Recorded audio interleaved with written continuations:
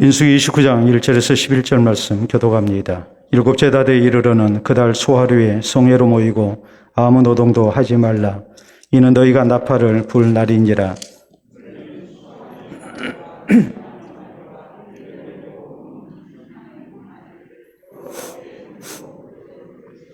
그 소재로는 고운 가루에 기름을 섞어서 쓰되 숫송아지에는 10분의 3이요 순양에는 10분의 2요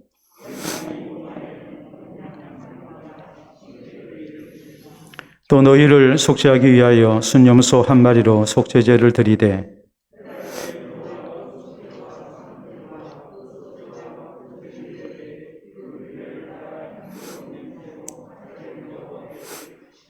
일곱째 달 열흘날에는 너희가 성회로 모일 것이요 너희의 심령을 괴롭게 하며 아무 일도 하지 말 것이니라.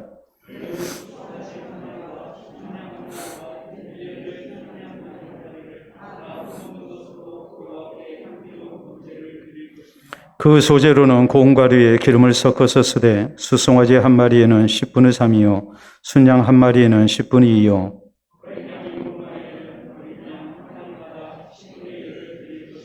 속죄제와 상번제와 그 소제와 그 전제 외에 순염소 한 마리를 속죄제로 드릴 것이니라. 아멘. 기도하고 말씀 받도록 합니다. 하나님 아버지 감사합니다. 오늘도 세상의 많은 소식 속에 살아왔던 우리들, 그러나 참다운 평화와 또 기쁨을 누리지 못했던 우리들, 이 시간 하나님의 말씀을 들으며 우리를 향하신 하나님의 놀라우신 음성과 또 그 뜻을 우리가 다시 한번 되새기기를 원합니다. 허락하신 말씀이 나를 향하신 말씀 되게 하시고 세상살이 지쳐버린 우리들 또 갈 바를 알지 못하고 방황하는 우리들에게 하나님의 위로하는 말씀이 되게 하시고 새 힘 주시는 말씀이 되게 하시고 우리의 가야 할 길을 바로 보게 하며 또 우리로 하여금 그 발걸음에 더욱더 힘을 얻게 하는 말씀 될 수 있도록 인도하여 주시옵소서. 하나님의 뜻을 아는 것으로 체험 있게 하시고 이 뜻을 부여잡고 나아가는 성도들마다 하나님 동행해 주시는 놀라운 체험이 있게 하여 주시옵소서. 우리 주께서 우리를 말씀 앞에 세우심을 감사하며 또 그 말씀을 통해 우리 하나님의 기뻐하신 뜻이 우리 가운데 이루어질 것을 확신하며 우리 구주 예수님 이름으로 기도하옵나이다. 아멘. 오늘 민수기 강의 8번째 시간입니다. 우리가 일반적으로 쓰는 이제 달력은 양력과 음력이 있습니다. 태양의 주기를 따라서 이제 사용하는 양력, 태양력이라고 그러죠. 그래서 이제 양력이라고 얘기를 하고 또 달의 변화를 통해서 우리가 이제 또 지키는 그런 달력이 있습니다. 그래서 우리가 음력이라는 말을 이렇게 씁니다. 정확한 말은 이제 태음력이라는 말을 이렇게 쓰고 있죠. 이스라엘에는 민간력이라는 게 있습니다. 민간력이라는 것은 이스라엘 백성들이 애굽에서 나오기 전에, 그러니까 출애굽 이전에 농경 시기를 따라서 만들어진 달력을 말합니다. 그런가 하면 또 하나 달력이 있는데 그것은 이제 종교력입니다. 종교력은 하나님께서 이스라엘 백성들 애굽에서 구원해 내셨는데 그 구원받은 그 달을 그 해의 첫 달로 이렇게 지키게 하셨습니다. 그래서 출애굽 이후에 하나님께서 지키라 하신 이 종교적 절기, 또 하나님의 구원 사역, 또 하나님의 은혜를 경험했던 기념일, 이런 것들을 이제 순서대로 이렇게 배회를 해서 지키고 있는 달력입니다. 엄격하게 말하면 이스라엘은 달력이 3개입니다. 민간력이 있죠. 또 종교력이 있죠. 그리고 오늘날 우리가 전 세계적으로 사용하는 태양력, 양력, 이렇게 해서 이제 3개의 달력이 존재하고 있는 겁니다. 그러다 보니까 우리가 성경에 보면 하나님께서 첫째 달 혹은 둘째 달, 일곱째 달 이런 식으로 말씀을 하실 때에 우리가 많이 혼란스럽습니다. 이것이 도대체 언제를 얘기하는 것일까? 이런 생각을 우리가 안 할 수가 없죠. 자, 종교력으로 7월이 나옵니다. 종교력 7월은 민간력으로 1월입니다. 1년 12달 모두가 다 소중한 달이지만 특별히 종교력 7월, 민간력 1월은 제일 중요한 달입니다. 그럴 수밖에 없는 것이 이 종교력으로 7월에, 민간력 1월에 중요한 절기가 3개가 들어있기 때문에 그렇습니다. 서해 새 첫날 하나님 앞에 지키는 나팔절이 있습니다. 그날은 나팔을 불기 때문에 나팔절이라고 했습니다. 그리고 이 7월 10일에 지키는 이제 속죄일이 있습니다. 그때 모든 죄가 한꺼번에 용서를 받기 때문에 이 속죄일을 가리켜서 대속죄일이라고 이렇게 했습니다. 그런가 하면 7월 15일에 지키는 절기가 또 하나 나옵니다. 그것은 뭐냐면 장막절입니다. 이스라엘이 하나님의 은혜 속에서 광야 생활을 마치고 또 가나안 땅에 정착하고 난 다음에는 1년 농사를 짓고 난 다음에 하나님이 주시는 풍성한 수확을 거두고 이것을 저장하고 하나님 앞에 감사하는 그런 절기를 지켰습니다. 그래서 광야 생활에 장막을 치고 생활했던 것을 기념한다는 뜻에서 장막절이라고 얘기를 했고, 그리고 또 이스라엘이 이렇게 많은 수확을 거두고 이것을 저장하고서 지키는 감사절기이기 때문에 또 우리가 수장절이라고 부르기도 합니다. 또 다른 말로 초막절이라고 얘기도 하죠. 왜냐하면은 광야 생활, 장막 생활 했던 것을 기념해서 이때가 되면 초막을 짓고 일주일 동안 생활을 했거든요. 그래서 이제 초막절이라고도 성경에 보면 나옵니다. 이렇게 7월 1일, 7월 10일, 7월 15일 이렇게 중요한 절기가 세 개가 이렇게 연달아 등장하는 그 달이 바로 민간력 1월, 종교력으로 7월입니다. 이 민간력 1월이라고 했을 때에 우리에게 그런 생각이 들죠. 첫 달이라는 것은 어떤 의미를 줍니까? 새로운 시작을 의미하죠. 그런데 하나님께서 이 첫 달에 이렇게 중요한 절기를 세 개를 지키도록 하셨어요. 그것은 뭐겠습니까? 하나님 섬기는 일로 새롭게 시작을 하라는 말이에요. 그런가 하면 이 1월에는 또 뭐 하냐면 이스라엘 땅을 놓고 볼 때 계절적으로 이때는 농사를 준비하는, 밭갈이를 준비하는 그때예요. 그래서 민간력 2월에 이제 이른비가 내립니다. 그러면은 곡물을 파종하게 돼요. 그러니까 1월은 또 한편으로 농사 준비로 굉장히 바쁜 달이에요. 자, 이런 때 하나님께서 이 굉장히 바쁜 1월에 이런 절기를 맞이하게 되면 아무 노동도 하지 말게 했어요. 사실 인간의 기본적인 생계수단이 뭐겠습니까? 노동이죠. 노동을 해야 하잖아요. 노동을 해야 함에도 불구하고 하나님께서는 이 바쁜 때에 하나님을 섬기는 절기를 세 개나 뒀단 말이에요. 그 의미가 뭐겠어요? 우리가 일하는 것보다 더 근본적으로 중요한 것이 뭐냐 했을 때에 그것은 다름이 아니고 우리가 하나님 섬기는 일이다 이 말이에요. 우리가 한 해를 시작하면서 하나님 섬기는 일로 이제 한 해를 시작을 해야 한다. 그래서 하나님이 주시는 은혜로 새해를 살도록 해야 한다. 이것을 하나님께서 명령을 하신 것이죠. 우리는 지난 시간에 이스라엘 절기 예배 가운데에 6월절, 또 무교절이었죠. 또 7.7절에 대한 말씀을 살폈습니다. 하나님의 구원의 은혜에 감사하고 또 하나님께서 수확하게 된 것에 대해서 이제 감사하죠. 특별히 하나님께서는 6월절 다음에 무교절 일주일 동안 지키도록 하셨습니다. 그래서 누룩이 들어가지 않은 떡을 먹게 하셔서 하나님의 백성으로서의 세상 가운데서 성결하게 살아가는 것, 이것이 굉장히 중요하다는 것을 말씀을 하셨습니다. 그리고 또 하나님 뭐 하셨습니까? 하나님이 베푸신 은혜에 대해서 감사하는 마음으로 이렇게 헌신된 삶을 살라. 이것이 우리가 지난 시간에 살폈던 이 6월절, 무교절, 그리고 7.7절을 하나님이 허락하신 중요한 뜻이었습니다. 오늘 성경 말씀은 이 1월에 나타나는, 그러니까 종교력 7월이죠. 종교력 7월에 나타나는, 민간력 1월에 나타나는 중요한 세 가지 절기, 나팔절과 그리고 속죄일과 그리고 이 장막절에 대한 세 가지 절기 가운데 두 가지를 우리에게 말씀을 하고 있어요. 이게 11절까지 말씀이에요. 먼저 나팔절에 대한 말씀이 나오죠. 그리고 이제 이어서 7월 10일에 지키는 속죄일에 대한 규례가 거기 나와 있습니다. 오늘 이 두 가지 절기를 통해서 하나님께서 또 이스라엘 백성들에게 또 우리에게 어떤 신앙의 자세를 바라고 계셨는가, 우리가 한 해를 시작하면서 어떤 모습으로 하나님께서 시작을 하라고 하셨는가, 이것을 우리가 생각하면서 이제 말씀을 우리가 살필 수 있기를 바랍니다. 먼저 이 성경 말씀을 보면 하나님께서는 나팔절에 나팔을 불라고 말씀을 하십니다. 1절에 보면은 7째 달에 이르러는 그달 초하루에 성회로 모이고 아무 노동도 하지 말라. 이는 너희가 나팔을 불 날이니라 라고 말씀하십니다. 자, 지금 민간력으로 1월이거든요. 민간력으로 1월인데 1월 1일, 그러니까 새해 첫날이죠.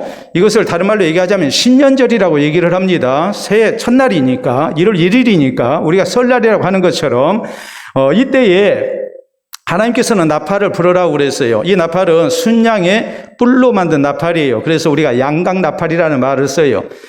양의 뿔, 이 뿔 각자죠. 그래서 이것으로 이 나팔을 길고 우렁차게 이렇게 불어요. 그래서 이날을 뭐라고 얘기했느냐? 신년절을 나팔절이라고 불렀어요.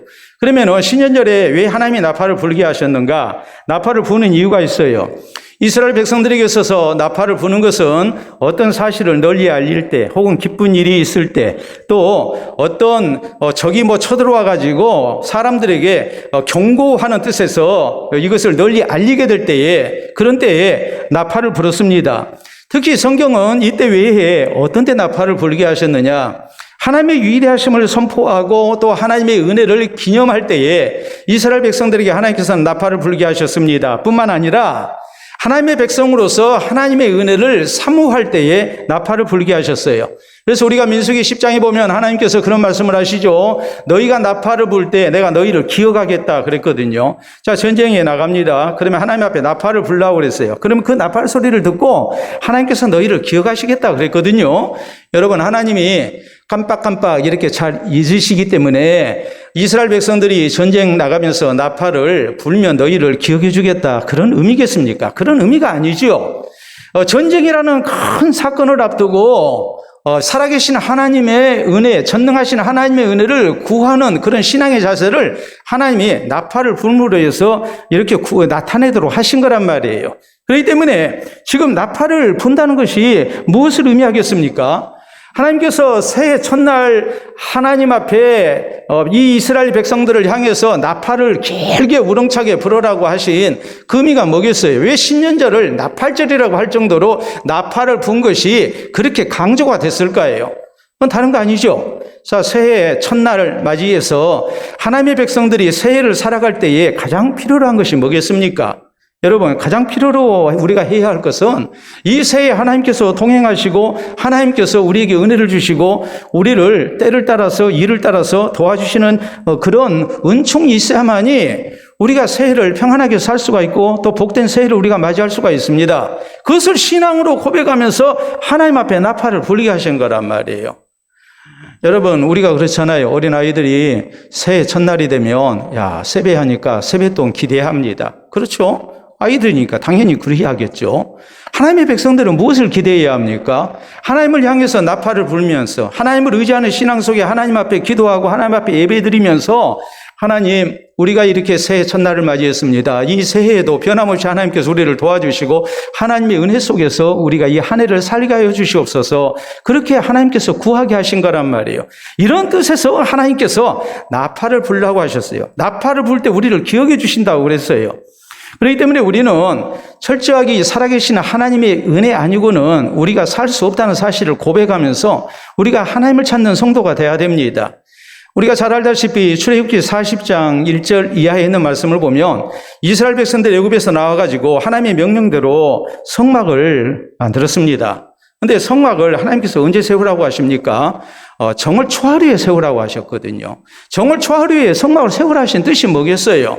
그것은 새롭게 하나님을 향한 신앙을 고백하면서 하나님, 우리가 하나님이 약속하신 가나안 땅을 향해 나아가는데 광야 생활에 대한 정보도 없고 어떤 어려움이 우리를 기다리고 있는지 또 우리가 그 어려움을 어떻게 감당해야 하는지 우리는 아무런 능력이 없습니다. 그러나 하나님께서 우리 가운데 임재하심을 믿고 하나님 앞세우고 하나님 의지하면서 우리가 살겠습니다. 그럴 때 하나님께서 우리의 모든 광야 여정을 지켜주실 줄 믿습니다 하는 이 신앙 고백을 하게 하신 거란 말이에요. 그러니까 정월 초하루예요.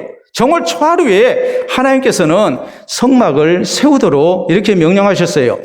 우리가 잘 아는 시편 127편, 거기에 이 시편의 소제목이 나옵니다. 그것은 뭐냐면 성전에 올라갈 때 부르는 노래예요. 성전에 올라가는 노래거든요. 하나님의 성전에 나아갈 때 이스라엘 백성들이 하나님 앞에 어떤 신앙을 고백해야 하는가? 우리가 성경을 보면 그렇죠. 여호와께서 집을 세우지 아니하시면 세우는 자의 수고가 헛되고 성을 지키지 아니하시면 파수꾼의 깨어있으며 헛되도다. 너희가 일찍 일어나면 늦게 누우며 수고의 떡을 먹으며 헛되도다. 그러므로 여호와께서 그 사랑하시는 자에게는 잠을 주시는도다. 이렇게 말씀을 하시잖아요. 하나님 앞에 성전을 향해서 나아가면서 하나님 앞에 예배드리는 성도가 어떤 신앙 고백이 있어야 하느냐? 하나님, 하나님께서 내게 은혜 베풀지 아니하시면, 하나님이 내 수고에 응답해 주지 아니하시면 나는 아무것도 아닙니다. 하나님 내가 의지하고 내가 모든 수고 속에 하나님의 은총을 누리기를 원합니다. 이 신앙 고백 속에서 하나님 앞에 나아가야 하는 것이고, 그래야만이 내게 평안이 있다는 것을, 또 아름다운 결실이 있다는 것을 하나님을 향해서 진실되게 고백하면서 하나님 앞에 나아가 성전에서 예배드리도록 하나님께서 요구를 하신 거란 말이에요. 그렇기 때문에 우리가 성경에 보면 역대상 4장에 야베스라는 사람이 나오죠. 야베스가 이스라엘의 하나님께 기도합니다. 그가 뭐라고 기도합니까? 여호와여 내게 복을 주시려거든 나의 지역을 넓히시고 주의 손으로 나를 도우사 환난을 벗어나 근심이 없게 하옵소서 했더니 하나님께서 그가 구하는 것을 허락하셨더라. 여러분, 야베스는 그의 어머니가 수국 가운데 낳은 아들이었어요. 그래서 이름을 야베스라고 지었어요. 고통이라는 뜻이에요. 많은 수고 속에서 낳은 아들이에요. 얼마나 귀한 아들입니까? 성경은 뭐라고 그랬습니까? 야베스는 그 형제들보다 존귀한 자라고 그랬거든요. 적어도 부모가 볼 때 소중한 아들이에요. 다른 자식보다 정말 소중해요. 그렇지만은 야베스는 그것으로 내 인생이 존귀한 인생이 된다고 믿지 않았어요. 부모의 사랑도 소중하고 부모의 돌봐주심 또 후원도 소중하겠지만 하나님의 은혜가 아니고는 내가 절대 평탄한 인생을 살 수 없다. 이것을 그는 분명히 알았고, 하나님 내게 복을 주시려거든 나의 지역을 넓히시고 주의 손으로 나를 도우사 나로 환난을 벗어나 근심이 없게 하옵소서. 하나님 앞에 기도하며 하나님을 의지합니다. 그럴 때 하나님께서 그가 구하는 것을 허락하셨다. 성경은 이렇게 말씀합니다. 고린도전서 3장에 또 사도 바울은 뭐라고 말합니까? 나는 심었고 아볼로는 주었으되 오직 하나님은 자라나게 하신다니 그런즉 심는 이나 물 주는 이는 아무것도 아니로되 오직 자라나게 하시는 하나님뿐이니라. 우리가 심어야지요. 우리가 또 물도 줘야죠. 수고해야죠. 그러나 하나님께서 자라나게 하시기 때문에 하나님은 아니고는 우리가 아무것도 못한다. 이 고백 속에서 우리가 하나님을 찾는 성도가 되어야 한단 말이에요. 여러분, 우리가 지금 세상을 사는 데 있어서 우리에게 필요한 것들이 많죠. 우리는 상당히 많은 것을 땅 위에서 얻습니다. 농사질 수 없죠. 또 혹은 이 땅 위에서 여러 가지 그런 이제 경제 활동을 통해서 우리가 얻는 것이 사실입니다. 옛날 우리 인류가 생존을 위해서 얻었던 거의 대부분의 자원은 어디서 얻었냐면 육지에서, 땅 위에서 얻었어요. 그런데 과학이 발달하고 또 문명이 발달하면서 인류는 알았어요. 땅 위에서 얻어지는 자원도 소중하지만 또 우리 인류가 생존하고 번성하기 위해서는 무슨 자원이 있어야 해요? 땅 위에만 있는 자원이 소중한 게 아니고 또 어디에 있는 자원이 소중합니까? 땅 속에 있는 자원도 소중하거든요. 그렇죠? 땅 속에 있는 자원도 소중하잖아요. 오늘날 석유랄지 여러 가지 광물이랄지 이런 것을 우리가 생각하면 땅 속에서 얻어지는 자원이 얼마나 소중합니까? 그런데 육지에 있는 땅 위에 있는 자원과 땅 속에 있는 자원만이 소중합니까? 또 상당히 많은 그런 필요를 우리가 어디서 얻습니까? 바다에서 얻죠.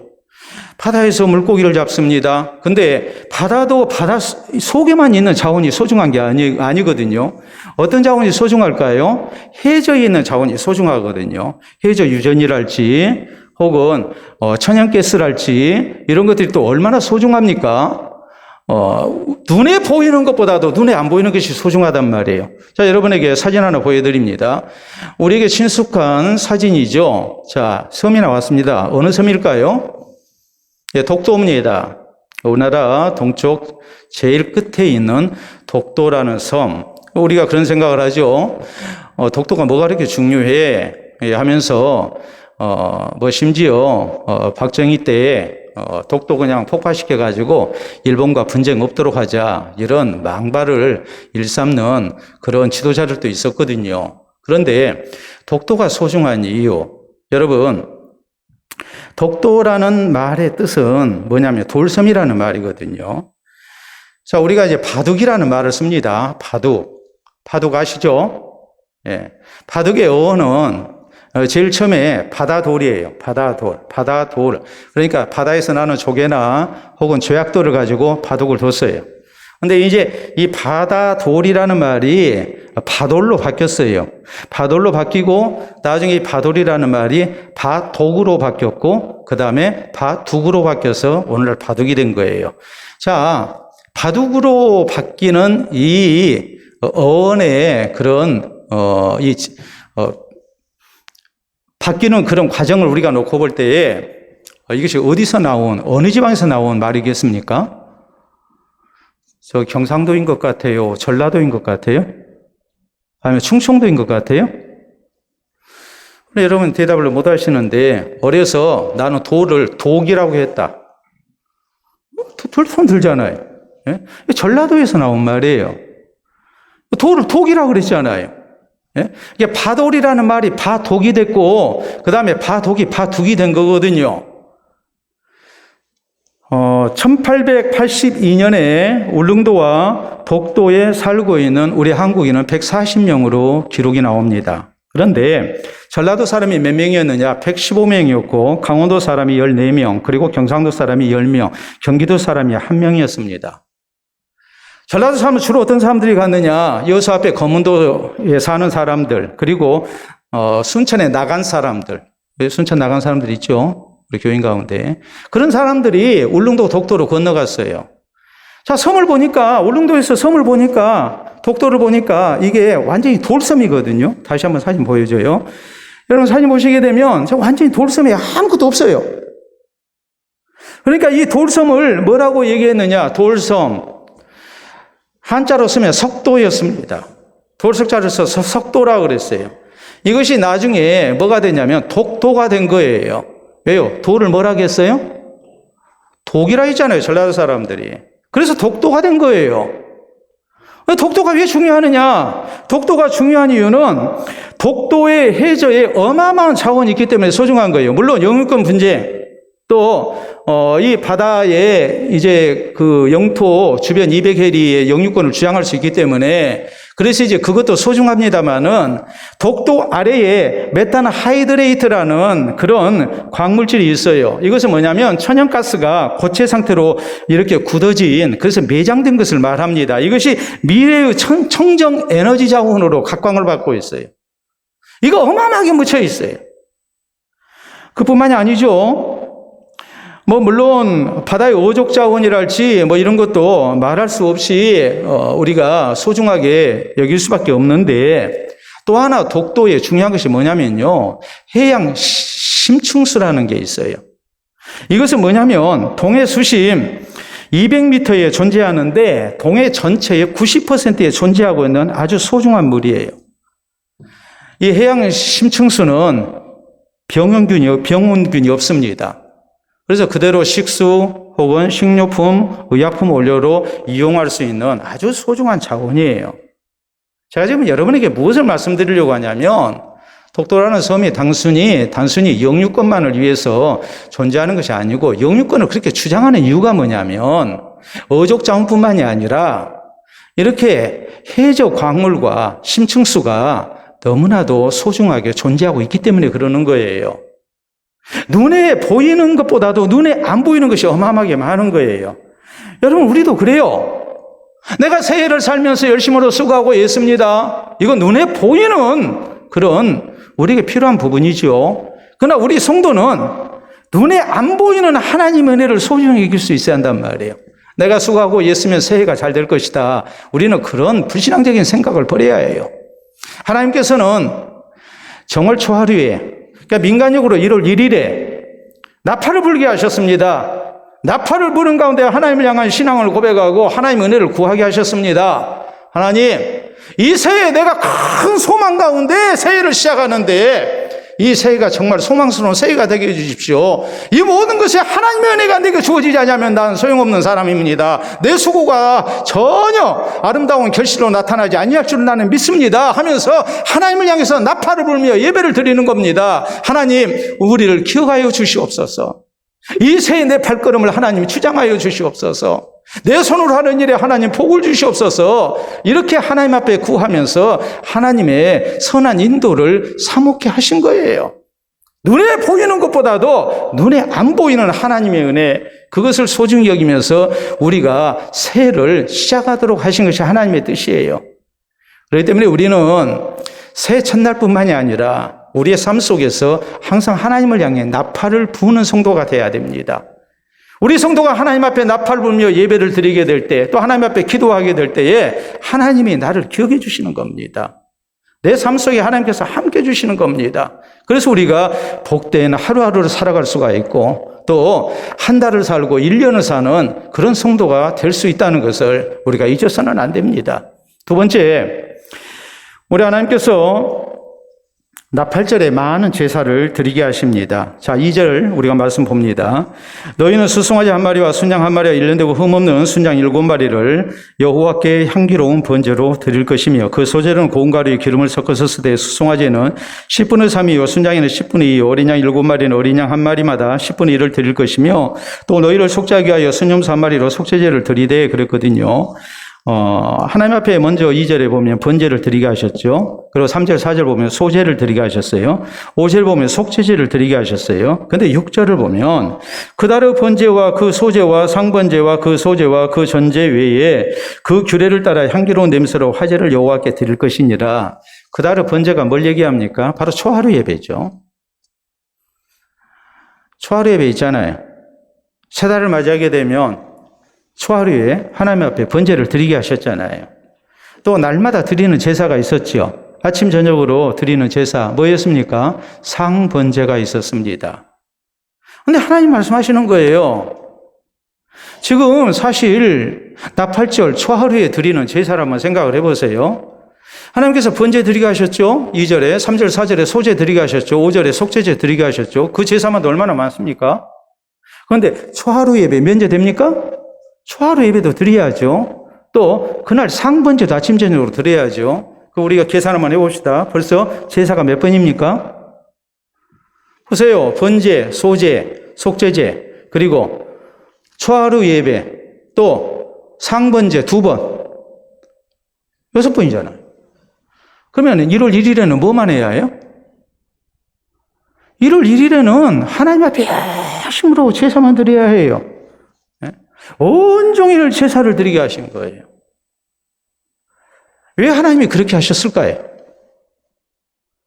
하나님을 섬김에 있어서 우리의 열과 성을 다해서 성실한 모습으로 우리가 하나님을 섬기한다는 말이에요. 예배 한번 딱 드리고 이제 새해 다 준비했다. 우리가 그게 아니고 하나님을 향한 우리의 신앙이 온종일 하나님 앞에 모든 예배를 드리면서 성실한 모습으로 하나도 빼먹지 않고 우리가 예배를 드리며 하나님의 은혜를 구하는 모습이 돼야 한다는 말이에요. 1월 1일 예배가 엄청 많잖아요. 새해를 맞이해서 예배 한번 딱 드리고 하나님 이 새해 복 주세요. 그런 게 아닙니다. 하나님께서는 이스라엘 백성들로 하여금 1월 1일을 맞이하게 되면 하나님께서 요구하신 모든 예배를 성실한 모습으로 드릴 것을 요구하셨어요. 그래서 이스라엘 백성들에게 무엇을 깨닫게 하신 겁니까? 하나님 섬김에 성실이 있어야 한다. 아무리 바쁘고 힘들고 어려운 일이 또 하나님을 섬기는 데 있어서 선한 형편을 우리가 얻지 못했다 할지라도 이 하나님을 향한 완전한 모습의 그런 신앙 고백과 예배와 헌신이 우리에게 있어야 우리가 새해를 바로 살 수 있다는 것을 하나님은 분명히 말씀을 하신 거예요. 여러분 그렇죠? 새해 새로운 각오를 갖습니다. 또 새로운 모습을 갖고 우리가 새해를 다시 시작합니다. 그런데 이 모든 것도요, 성실이 없고 열심이 없으면 다 소용없어요. 우리가 그런 말 많이 하잖아요? 한 번의 각오와 열심과 헌신으로 복된 새해가 보장된다면 얼마나 좋겠습니까? 근데 우리가 아무리 굳게 결심하고 다짐했다고 해서 1월 1일에 우리가 대단한 결심을 했다고 해서 1년 365일이 아름답게 진행되는 건 아니잖아요. 작심 3일이 되는 경우가 많잖아요. 아무리 대단한 결심을 각오를 했다 할지라도 계획을 세웠다 할지라도 그것이 지속적으로 성실 가운데서 이어지지 아니하면 그 새해 결심은 다 소용이 없는 겁니다. 그렇기 때문에 하나님이 요구하시는 것은 그거예요. 1년 365일 변함없이 성실한 모습으로 하나님을 섬기라는 거예요. 우리의 사는 날 동안 변함없이 꾸준히 하나님을 잘 섬기는 모습이 있어야 한다는 말이에요. 우리가 여호수아서 14장에 보면 믿음의 위대한 선지인 가운데 갈렙이라는 사람이 나옵니다. 자, 갈렙 40세 때에 출애굽했습니다. 그런데 출애굽 이후 45년 동안 그의 나이 85세를 될 때까지 그는 참 건강한 사람이었습니다. 싸움에도 능히 나갈 수 있는 사람이라고 그랬습니다. 85세 된 노인이 그렇게 좋은 건강을 가졌으면 부럽지요. 그런데 우리가 갈렙에게서 본받을 점은 뭡니까? 야, 갈렙이 85세 때에도 40세 때의 건강을 가졌다. 그래서 싸움에 나갈 수 있었던 사람이었다. 그것이 우리의 마음에 감동이 됩니까? 그게 아니죠. 40년 전에도 가데스바네아에서 여호수아와 더불어서 믿음으로 하나님이 약속하신 가나안 땅 정복에 나서자고 했던 사람인데, 그래서 여호수아와 갈렙 이 두 사람이 출애굽 첫 세대 사람들 가운데 가나안 땅 들어가는 두 사람이 됐는데, 그가 하나님의 명령을 따라서 가나안 정복에 나설 때에 누구보다도 하나님을 향한 뜨거운 신앙으로 이 산지를 내게 주소서 하면서 헤브론 정복에 나서고 있잖아요. 그 신앙이 위대하잖아요. 85세 때까지 건강시킨 것도 본받을 만하지만 우리에게 있어서 더욱 소중한 것은 영적 건강이 그대로 유지되고 있었다는 사실입니다. 45년의 세월 동안 그는 한결같은 사람이었어요. 사도 바울이 우리가 성경에 보면 그렇게 고백하죠. 사도행전 20장 23절 24절에 있는 말씀을 보면 오직 성령이 각 성에서 내게 대하여 증언하시기를 결박과 환난이 나를 기다린다 하시나 나의 달려갈 길과 주 예수께 받은 사명 곧 하나님의 은혜의 복음 증언하는 일을 마치려 하면 나의 생명조차 조금 더 귀한 것으로 여기지 아니하노라. 그는 분명히 열심히 있었어요. 이 열심히 있었던 사도 바울이 빌립보서 3장 13절 14절에 고백한 내용이 뭡니까? 나는 내가 얻었다고 생각하지 않는다. 뒤에 있는 것은 다 잊어버리고 오직 앞을 바라보면서 위에서 부르신 부름의 상을 위하여 표대를 향하여 나는 달려간다. 여러분, 빌립보서는 바울이 노년에 쓴 성경입니다. 바울의 그 뜨거운 열정과 헌신은 수십 년 세월 속에서도 변함이 없었어요. 나 이만큼 신앙생활 했으면 됐다. 바울은 그렇게 생각 안 했어요. 난 아직도 내가 차분질로 여기지 아니한다. 뒤에 있는 것은 다 잊어버리고 앞에 있는 것을 잡기 위해서 위에서 부르신 부름의 상을 위하여 표대를 향하여 나는 달려간다.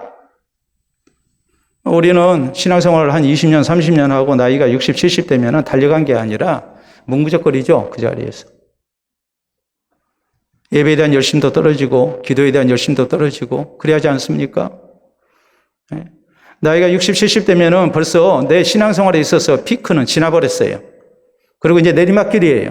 건강도 내리막길이고 지식도 내리막길이고 그런가 하면 꿈도 열정도 내리막길이고 하나님을 향한 신앙의 열심도 이제 내리막길이에요. 근데 바울은 그게 아니었어요. 그러니까 그가 죽음을 앞두고 디모데후서 4장 7절 8절에 고백한 내용이 그것입니다. 6절부터 시작된 말씀을 보면 전제와 같이 내가 벌써 부어짐이 되고 나의 떠날 기약이 가까웠도다. 내가 이제 곧 죽을 때가 됐다 이 말이에요. 전제는 하나님 앞에 번제를 드리게 될 때, 헌신을 뜻하는 번제를 드리게 될 때 마지막으로 부어드리는 순서 속에서 이 포도주, 독주를 부어드리는 그 시간입니다. 전제와 같이 내가 벌써 부어짐이 되고 나의 떠날 기약이 가까웠도다. 내가 선한 싸움을 싸우고 나의 달려갈 길을 마치고 믿음을 지켰으니 이제 후로는 나를 위하여 의의 멸류관이 예비되었으므로 주고 의로우신 재판장께서 그날에 내게 주실 것이요 나뿐 아니라 주의 나타나심을 사모하는 모든 자에게도니라. 한평생을 하나님을 향한 신실한 열심의 모습이 있었어요. 그 모습으로 주님을 향한 신앙생활을 변함없이 잘하고 있었던 거예요. 우리가 사모해야 할 모습 아닙니까? 여러분, 신구약 성경은 1189장입니다. 1189장의 성경을 지금부터 여러분 계산 잘하세요. 나는 어떤 길을 택할 것인가? 하루에 10장씩 읽으면 대략적으로 1시간 걸립니다. 천천히 읽어도 1시간이에요. 그러면 며칠 걸릴까요? 120일 걸립니다. 30으로 나누면 4개월이죠. 여러분이 하루에 1시간 투자하면 4개월에 성경 한 번 읽어요. 1년이면 3번 읽어요. 10년 읽으면 성경 30번을 읽어요. 근데 우리는 안 하죠. 하루에 10장 읽는 게 너무나 많습니까? 그러면 하루에 석 장을 읽으세요. 그리고 주일날은 5장을 읽으세요. 그러면 1년이면 성경 한 번 읽습니다. 어렵습니까? 쉽습니까? 속장이면 15분이에요. 5장이면 주일날 시간을 좀 내서 읽으면 아무리 천천히 읽어도 빨리 읽는 사람은 20분이고 천천히 읽어도 30분이면 5장 읽거든요. 하루에 석 장, 주일날 5장이면 1년에 한 번 성경 읽습니다. 그러면 더 쉬운 방법 가르쳐 드릴게요. 성경이 신구약 성경 전체 몇 장이라고 그랬죠? 1189장. 하루에 한 장씩 읽으면 1189일이 걸립니다. 이걸 계산하면 3년 3개월이 걸려요. 하루에 한 장씩 시간 5분을 투자해서 하루에 한 장씩 성경을 읽으면 3년 3개월이면 성경 한 번에 읽어요. 근데 그걸 안 해요, 지금. 근데 여러분에게 제가 질문을 합니다. 하루에 성경 한 장씩 읽으면 그 사람은 3년 3개월 걸려서 성경을 한 번에 읽을까요? 아니면 시간이 단축될까요? 여러분, 하루에 성경을 한 장씩 읽으면요, 1년 안에 성경 한 번 읽어요. 왜 그런 계산이 나온 줄 아세요? 하루에 한 장씩 3개월을 읽으면 처음에는 한 장씩 읽었던 사람이 3개월이 지나고 나면 성경 읽는 것이 몸에 뱄니다. 그래서 어떻게 되느냐? 이제는 한 장이 아니라 2장을 읽고 석 장을 읽고 그래요. 성경 읽는 재미가 붙어요. 그래서 1년이면 성경 한 번씩 읽게 돼 있어요. 제가 여러분에게 강조하는 것은 다른 거 아니에요. 성경을 읽는 데 있어서 우리가 성실하게 하면은 아름다운 결과가 나타나는 것처럼 우리의 신앙생활 속에서 새해 그 결심이 변함없이 유지될 수 있도록 성실과 열심으로 우리가 신앙생활을 해야 한다는 거예요. 그것이 유지되어야 한다는 말이에요. 새해 첫날 우리가 하나님을 향해서 많은 소원이 있습니다. 또 인생의 계획이 있습니다. 다짐이 있습니다. 각오가 있습니다. 근데 문제는 하나님을 향한 내 영혼을 위한 아름다운 신앙생활을 위한 다짐이 없고 계획이 없는 거예요. 하나님께서는 새해를 맞이해서 나팔절에 온종일 하나님 앞에 예배드리게 하셨어요. 그리고 결심만 하는 사람이 아니라 정말 하나님을 향한 성실 속에서 작심삼일이 아닌 모습으로 꾸준한 모습으로 성실과 열심 속에서 하나님을 섬기도록 하셨어요. 우스갯 말로 그렇잖아요. 술 좋아하고 담배 좋아하고 도박 좋아하는 사람이 새해를 맞이해서 친구들에게 이런 얘기합니다. 나 새해 아주 귀한 결심했다. 이제는 술도 안 먹고 담배도 안 피고 도박도 안 할 거야. 그랬어요. 그러니까 옆에 있는 친구들이 뭐라고 얘기하냐면, 야, 그러면 무슨 재미로 살려고 그래? 그랬더니 이 친구 하는 얘기가 뭐라고 하냐면, 거짓말하는 재미로 살지. 우리가 그래 볼 때가 많잖아요. 왜 정월 초하루에 하나님께서 나팔절 때 그렇게 많은 예배를 드리게 하셨을까요? 하나님을 섬김에 있어서 우리에게 열심히 있어야 한다는 말이고, 결심만 하는 사람이 아니라 그것을 지속적으로 끌고 가는 사람이 돼야 한다는 말이에요. 오늘 우리의 신앙생활 속에서 이런 성실과 열심이 있어야 합니다. 그래서 우리가 한 해를 살고 또 우리의 평생을 사는 가운데 우리가 하나님 앞에 불었던 나팔을 하나님께서 나팔 소리를 들으시고 우리 삶 속에 동행하시고 역사하시고 또 도우시는 가운데 복된 새해가 열리는 은혜가 우리 모두에게 있기를 바랍니다. 자, 오늘 세 번째 우리가 생각해야 할 것은 하나님께서는 종교력으로 7월, 민간력 1월이라고 그랬죠. 민간력 1월 1일에 나팔절로 지키게 하셨고, 그리고 1월 10일에, 민간력 1월 10일입니다. 종교력으로는 7월 10일이에요. 7월 10일에 하나님께서는 속죄일을 지키게 하셨습니다. 자, 우리가 성경 말씀 봅니다. 자, 여기 7절에 보면, 일곱째 달 열흘날에는 너희가 성회로 모일 것이요 너희의 심령을 괴롭게 하며 아무 일도 하지 말 것이니라.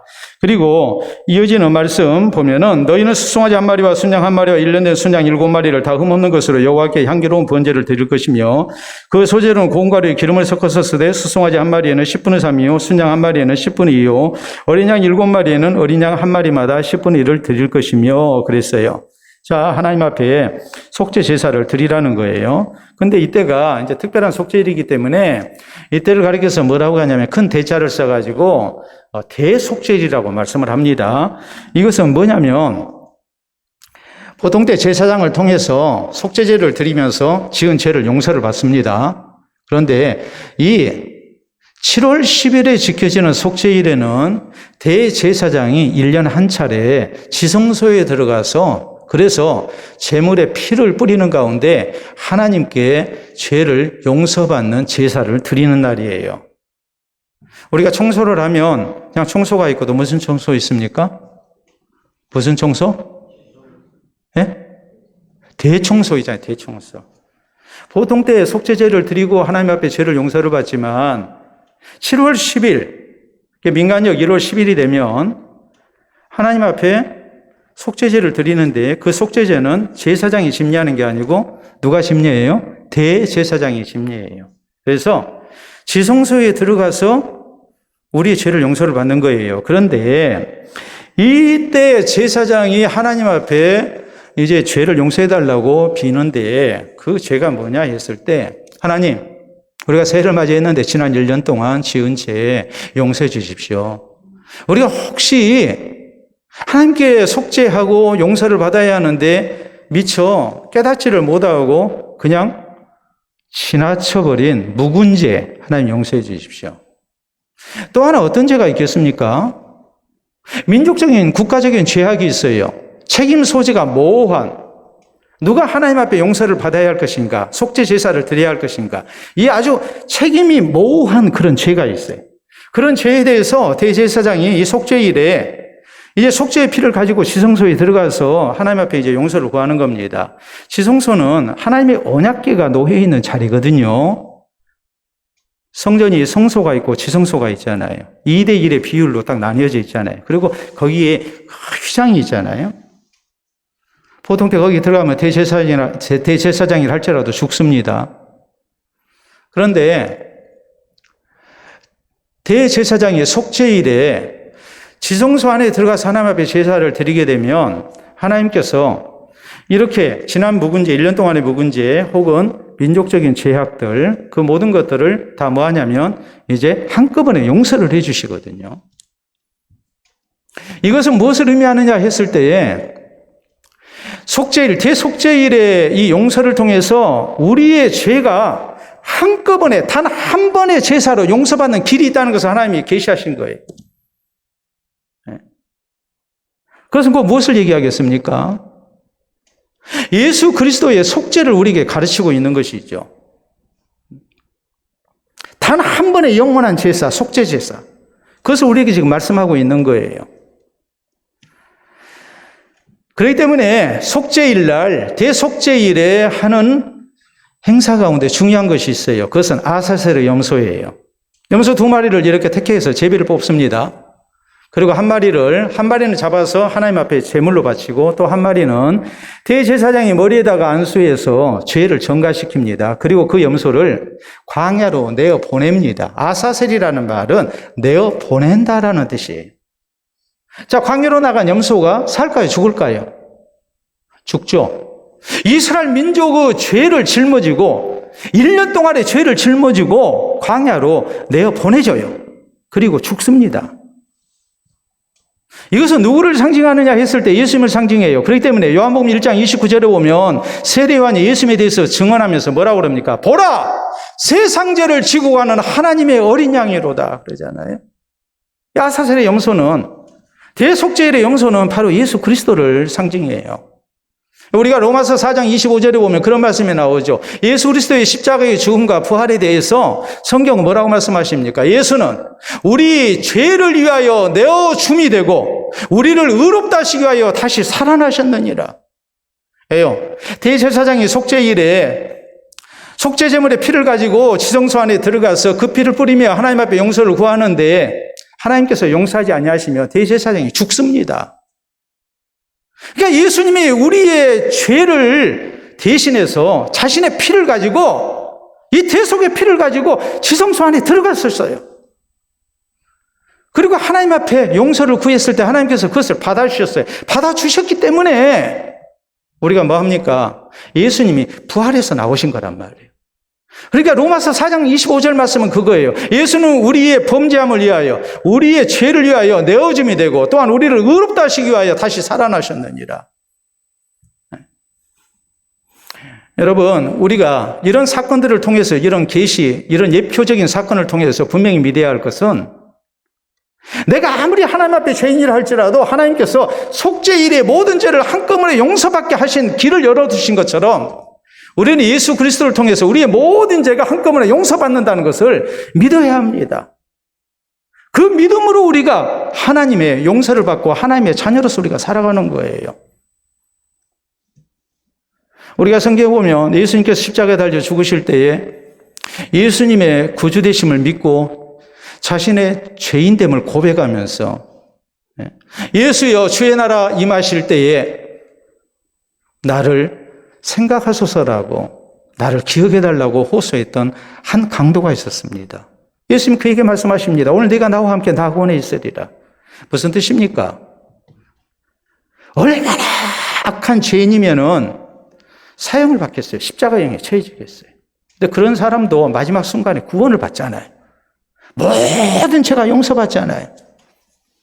여러분, 미국 교회에서는 그렇게 해요. 송구 영신 예배 때에 자신의 지은 죄를 이렇게 적습니다.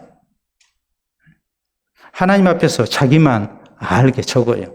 적고 난 다음에 예배당에 이렇게 난로가 피워져 있고 거기에다가 예수 그리스도의 속죄를 믿으면서 그 지은 죄 적어놓은 그 모든 목록을 불에다 다 태워요. 그 의미가 뭐겠습니까? 그리스도 안에서 내 모든 죄가 용서받았음을 믿습니다라는 말이거든요. 사랑하는 성도 여러분, 아마도 대한민국의 많은 교회들, 대부분의 교회들은 송구 영신 예배를 드립니다. 송구 영신 예배를 드린 이유가 뭐겠습니까? 지난 해를 뒤로 하고 우리가 새 소망 가운데 새로운 각오 속에 우리가 살기 위해서 우리가 송구 영신 예배를 드리죠. 우리가 하나님 앞에 드리는 많은 예배 속에서 송구 영신 예배가 우리에게 특별하게 의미 있는 예배가 된 이유가 그것 아니겠습니까?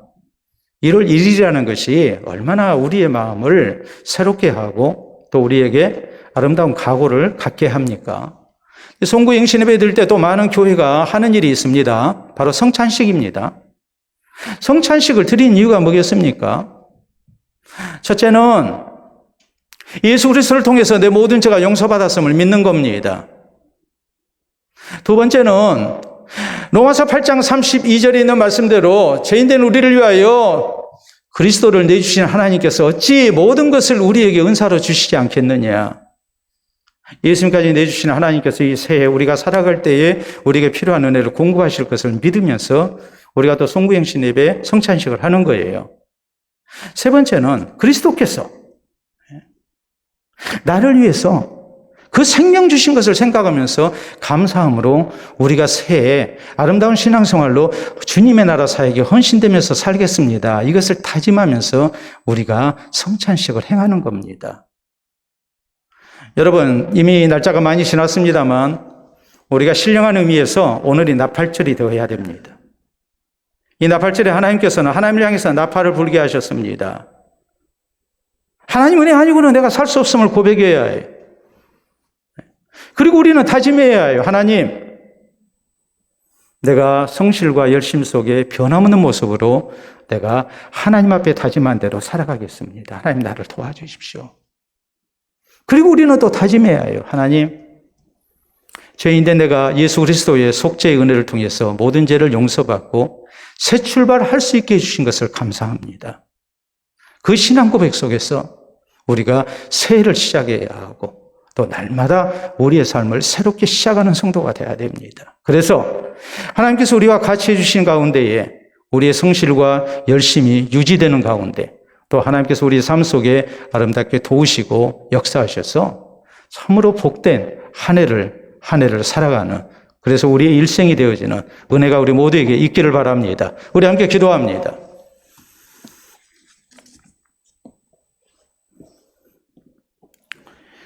나팔절을 맞이해서 하나님 앞에 나팔을 불라 하신 뜻, 그리고 나팔절에 하나님께서 많은 제사를 드리게 하신 뜻, 우리에게 대속죄를 허락하신 뜻, 여기에 대해서 우리가 살폈습니다. 다시 한번 우리의 신앙을 새롭게 하면서 그리스도 안에서의 모든 용서를 믿고 살아계신 하나님의 은혜를 의지하면서 날마다 성실한 모습으로 우리 주님 앞에 합당한 모습으로 살아갈 것을 다짐하는 기도가 우리에게 있기를 바랍니다. 기도합니다.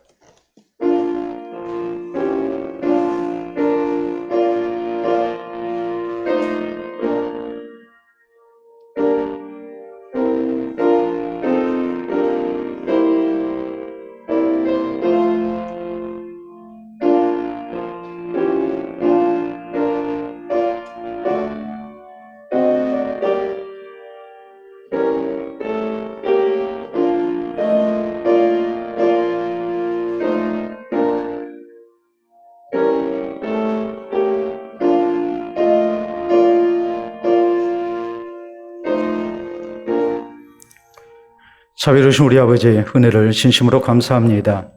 날마다 하나님의 뜻대로 살겠노라고 다짐하고 또 1월 1일을 맞이하며 특별히 더욱더 새로운 마음으로 우리가 주를 경외하며 주를 의지하며 또 하나님 앞에 합당한 삶을 살겠노라고 다짐하지만 어느덧 우리의 모습이 다시 옛날로 돌아가 버리고 또 구태연한 모습으로 살아왔음을 오늘 다시 한번 고백하며 우리의 마음을 다잡기를 원합니다. 이 시간이 신령한 나팔절이 되게 하시고 또한 대속죄일이 될 수 있기를 원합니다. 살아계신 하나님을 진실된 모습으로 의지하며 예수 그리스도 안에서의 모든 용서를 믿고 우리가 새 출발할 수 있기를 원합니다. 우리의 새 출발 가운데 하나님께서 같이 해주시고 우리가 열심과 성실 속에 하루하루를 살아가게 하여 주셔서 우리 하나님께서 기뻐하시는 우리의 삶이 되게 하시고 한 해가 되게 하시고 우리의 일생이 될 수 있도록 인도하여 주시옵소서. 그래서 우리의 삶 속에 함께 하시는 하나님을 참 믿게 하시고 하나님 나라 넉넉히 들어가 주께 영광을 돌려드리는 우리 모든 성도들 되게 하여 주시옵소서. 감사하오며 예수님 이름으로 기도하옵나이다. 아멘.